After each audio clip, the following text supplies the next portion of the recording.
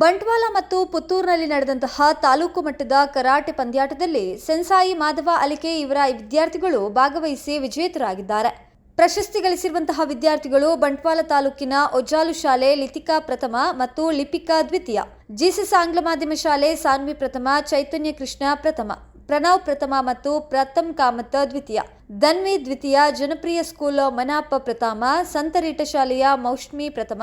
ಪ್ರಣಮ್ಯ ಪ್ರಥಮ, ಸೃಜನ್ ಪ್ರಥಮ ಮತ್ತು ವಿನೋಶ್ ದ್ವಿತೀಯ, ಹಾಗೆಯೇ ಮಾದರಿ ಶಾಲೆ ಹೈಸ್ಕೂಲ್ ತ್ರಿಷ ಪ್ರಥಮ, ವಿಠಲ್ ಹೈಸ್ಕೂಲ್ ಮೇಘನ ಪ್ರಥಮ, ಸಿಂಚನ ದ್ವಿತೀಯ, ಸತ್ಯಸಾಯಿ ಅಲಿಕಿಯ ಪ್ರತೀಕ್ ದ್ವಿತೀಯ, ಸಂಭ್ರಮ್ ದ್ವಿತೀಯ, ಸರ್ಕಾರಿ ಹೈಸ್ಕೂಲ್ ಸಯ್ಯನ್ ದ್ವಿತೀಯ, ಕೆಪಿಎಸ್ ಕನ್ಯಾನದ ಮನ್ವಿತ್ ಪ್ರಥಮ,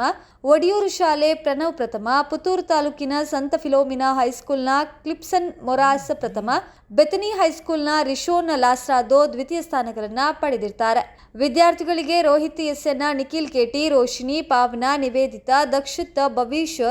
ಸುದೀನ್ ತರಬೇತಿಯನ್ನ ನೀಡಿರ್ತಾರೆ.